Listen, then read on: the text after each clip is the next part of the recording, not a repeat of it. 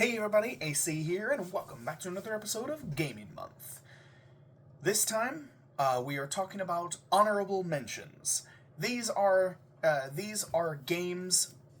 These are games that I wanted to give an honorable mention to. Games that I really wanted to include on this list, but just barely didn't make the cut. These are Dig Dug, Pajama Sam No Need to Hide When It's Dark Outside, and Minecraft. So let's start with Dig Dug. Dig Dug, I loved Dig Dug. I loved playing the original arcade Dig Dug. I played it several times at my local Pizza King when I was little. I love Pizza King. Still love their pizza. It's still delicious. And I spent so many of my parents' quarters playing Dig Dug. So many quarters were spent playing Dig Dug. I absolutely adored playing Dig Dug. I always did my best to get a good high score. Sometimes I did not start off good. I did not start off good at all. I was horrible, but I kept trying. I kept trying because I was so fascinated by the game. I loved it to bits, and I kept trying, and eventually, I got the high score. I got the highest score on the arcade. It took years of practice, but I got the high score. And I kept that high score all the way up until it closed. No, a different Pizza King restaurant opened up elsewhere in town. But the one that I went to when I was super little closed down, and no idea what happened to the Dig Dug machine. But there wasn't a Dig Dug machine at the second one that opened up. So, but yeah, like it was, I managed to get the high score on there, and it was just so much fun. It was so much fun. I have a lot of really good memories. Playing that game, spending so many quarters to play that game, and then going to eat amazing Pizza King pizza.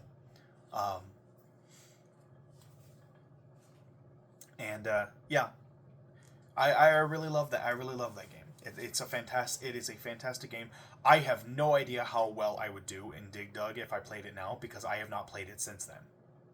I legit have not touched a Dig Dug since that arcade machine. So I would not be surprised if I lost all of my skill. If I lost every single bit of my Dig Dug skill, I would not be surprised if I lost all of it.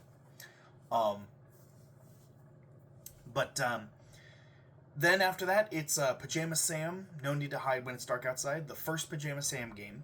There was 3 Pajama Sam games, and they were all made from Humongous Games, which I recently did. I recently played a bunch of their games for my channel.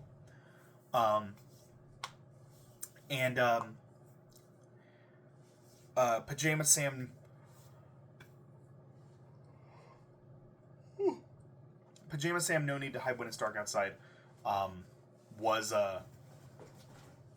one that I played a lot. It was honestly my favorite of the Humongous Games. I loved that one so much.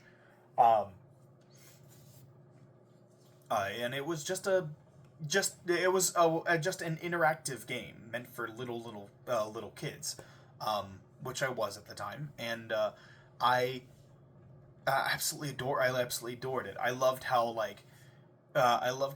unlike Freddy Fish or Putt Putt, where they kind of tell you exactly where to go, where they kind of tell you exactly where to go. They really spell it out for you.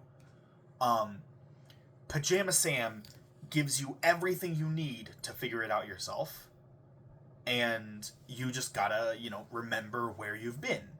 Like, you gotta go to each area, and you gotta see, okay, this thing needs this item. This thing needs this item. And so you just gotta figure out where it is, and then remember where you found the machine that needs the item. And so And that's just an example. That's just an example. But it doesn't hold your hand the entire way through. It does it is kind of handholdy, of course. Like a lot of these Humongous games are pretty handholdy, but this one holds your hand less than Freddy Fish or Putt Putt, but it also holds your hand more than something say Spy Fox.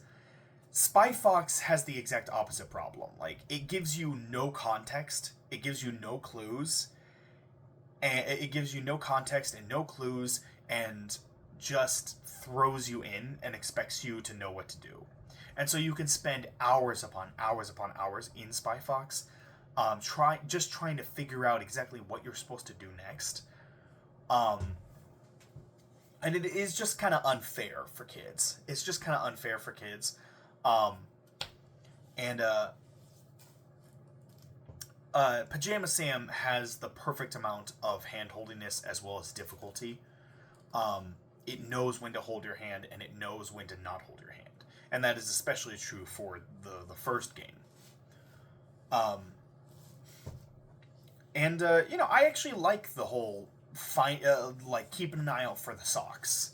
I actually like that. They blend in just enough that you have to give a couple once-overs in each screen just to make sure you're not actually missing any of them. They blend in just enough that you have to pay attention. And it teaches kids to face their fears. Like Pajama Sam is afraid of the dark. He's afraid of the dark, and so he plans on sealing darkness away in a lunchbox.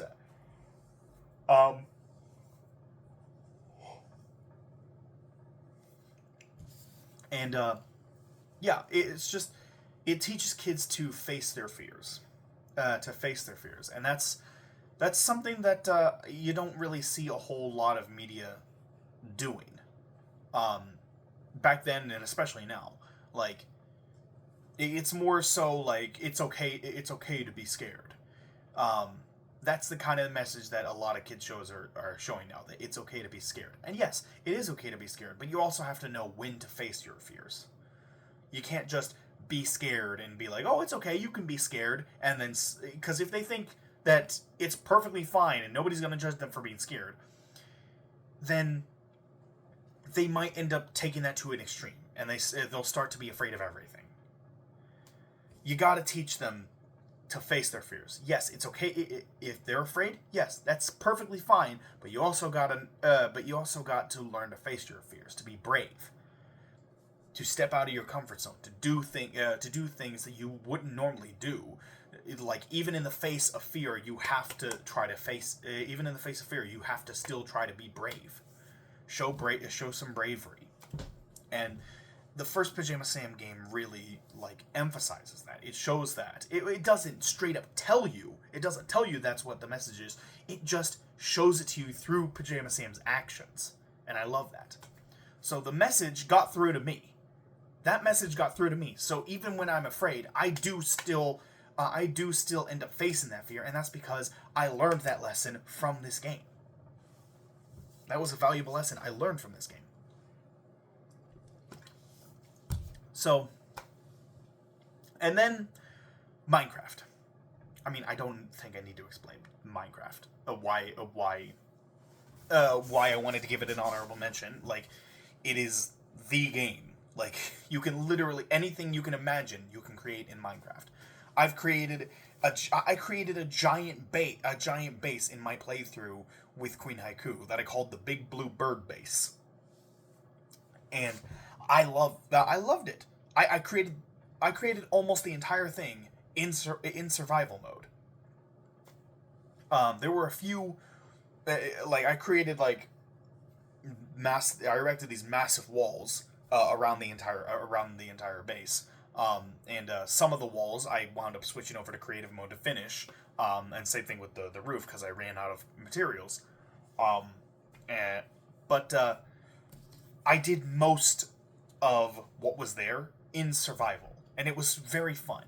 It was very rewarding, and I even over the last few months I've been working really hard on a special Minecraft project. I've been working really hard on a special Minecraft project that I want to show off to Queen Haiku at some point. It's not ready yet. In order to finish it, I basically need to use the computer version of Minecraft. I have to use the computer version of Minecraft in order to finish the project. But once I get a computer and I am able to finish that project, I absolutely will be making that video. And it's something very special that that I have planned. And I'm excited to show. Really excited to show her. But yeah. So these three games, I love all three of them. They're all great, but unfortunately, I don't love them enough to put them in the top 20. So here they are at honorable mentions. So thank you everybody so much for watching. Hope you all enjoyed. Like, comment, subscribe, hit that notification bell, all that good jazz, and I will see you all in the next video. Take care, everyone.